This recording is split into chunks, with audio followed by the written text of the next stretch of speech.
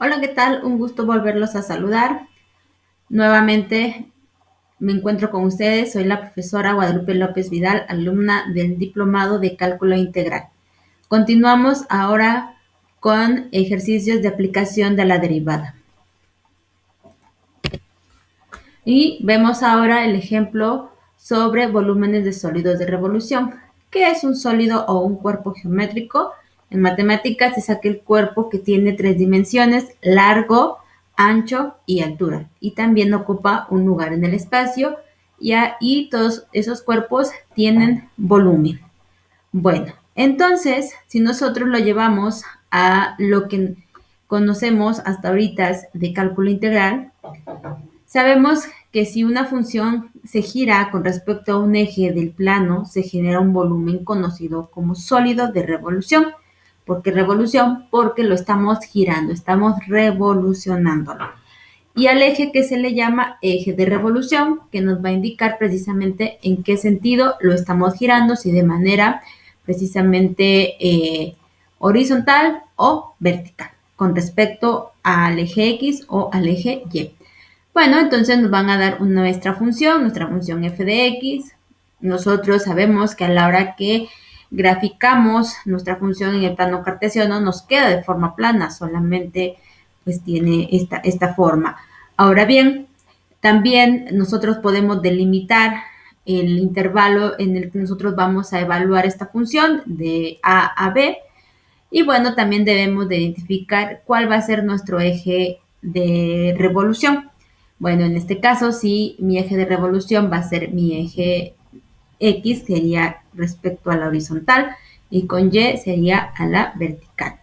Entonces, si nosotros lo giramos, le damos vueltas, que gire alrededor, precisamente esta función alrededor de mi eje X, nos estaría formando precisamente un sólido, ¿sale? Al girar, girar, girar, estaría precisamente dando esta forma, ¿sale? Y entonces ya sabemos que un sólido es aquel cuerpo que nosotros le podemos, que tiene un volumen. ¿Por qué? Porque tiene tres dimensiones: largo, ancho y altura.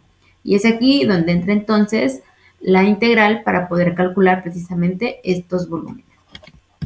Tenemos el siguiente ejemplo.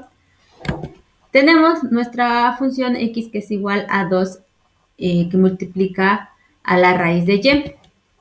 Tenemos también que x es igual a 0 y y igual a 9. Toda esta función va a girar alrededor del eje y.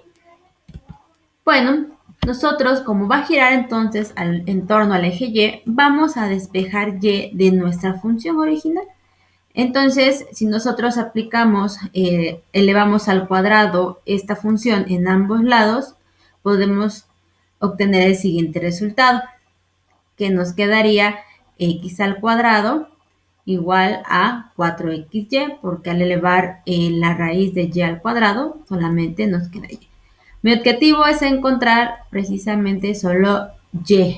Entonces hago el último despeje y me quedaría que x al cuadrado entre 4 es igual a y. Ahora sí, como estamos hablando que gira en torno precisamente a mi eje y, esta es la función que vamos nosotros a graficar y de esa forma ver cuál es el comportamiento que va a tener nuestra función y la figura que formaría en nuestro eje de revolución. Y bueno, nos queda de la siguiente forma. Y igual a x al cuadrado entre 4 nos queda de la siguiente forma. Esta sería mi parábola. Y esta es aquí es y, igual a 9. Esta es la línea que pasa por y igual a 9. Y bueno, pues si x vale 0, pues estamos acá, ¿vale? En el eje de las x. Y bueno, una vez que nosotros tenemos esto, vamos a ver qué es lo que vamos a calcular. Si nosotros, por el método de los discos, trazamos un disco aquí dentro de nuestra figura, porque al fin y al cabo esta figura va a girar alrededor de mi eje y me va a crear un tipo cono, cilindro. Entonces, este va a ser mi mi disco que voy a tomar como referencia. Y entonces este disco va a tener una altura a la que le vamos a llamar incremento en Y. Y como es un disco, pues tiene una base precisamente circular. Y este sería mi radio de mi círculo. ¿Y cuánto mide el radio de mi círculo? Pues X. ¿Y cuánto vale X? Lo que tenemos aquí al principio. Y bueno, una vez que ya tengamos esos datos, nosotros podemos precisamente hacer el siguiente análisis. Podríamos calcular primeramente el volumen de este disco, que va a ser nuestra base. ¿Cómo calculo el volumen de cualquier figura?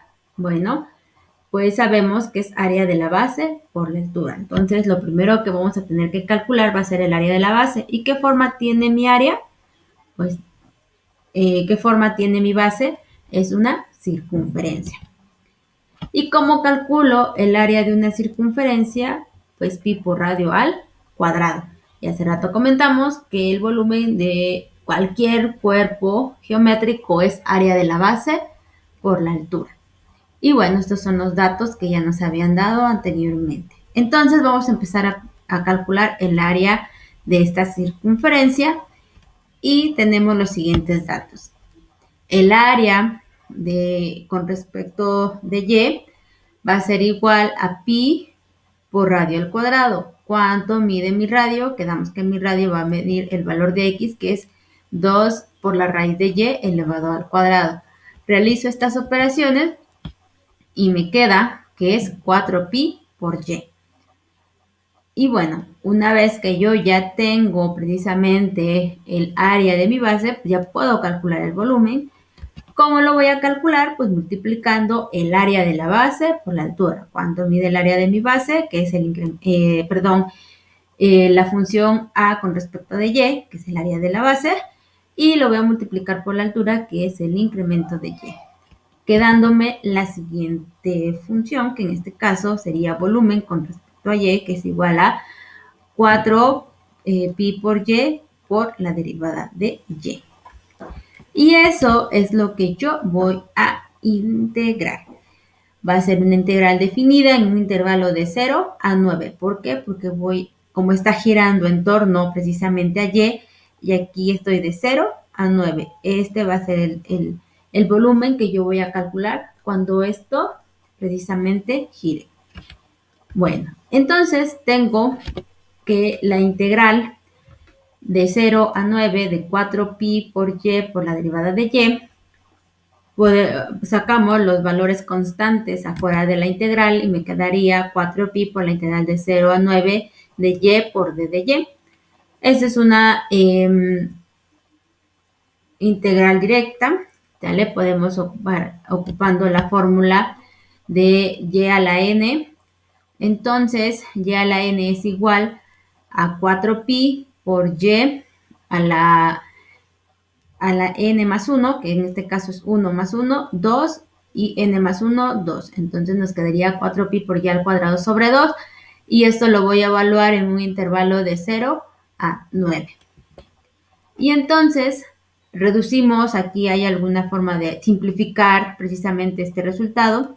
Este 4 con este 2 los dividimos y me quedaría 2pi por Y al cuadrado, que esto sería más fácil de manipular. Entre más simplificado tengamos precisamente ciertos resultados, nos va a ser muchísimo más sencillo el procedimiento. Y bueno, entonces ahora, según lo que ya sabemos en cuanto al teorema fundamental del cálculo, vamos nosotros a sustituir los intervalos, primero el límite superior y después le vamos a restar el límite inferior, quedándonos de la siguiente forma: 2pi por 9 al cuadrado menos 0. 0, ¿por qué? Porque a la hora que yo sustituya el 0 aquí en Y, pues nos vamos a dar cuenta que todo esto desaparece, porque cualquier valor multiplicado por 0, pues no va a dar 0. Entonces realizo esta operación, 9 al cuadrado es 81, y menos 0, pues nos sigue quedando lo mismo. Todo esto, 2 por 81, pues nos quedaría 162pi. Pero si queremos saber el valor exacto no exacto, sería algo aproximado, porque exacto sería dejarlo como lo tenemos aquí, porque bien sabemos que pi pues es un valor que contiene una infinidad de decimales. Entonces lo desarrollamos y nos queda que el volumen es aproximadamente de 508.93 unidades cúbicas, que sería el volumen de este sólido de revolución. Bueno, pues aquí acabamos de ver una forma de poder aplicar la derivada en precisamente el cálculo de el volumen de un cuerpo sólido. Y bueno, fue un gusto poder trabajar con ustedes y poder compartir esto que acabo de expresar con ustedes. Buen día, hasta luego.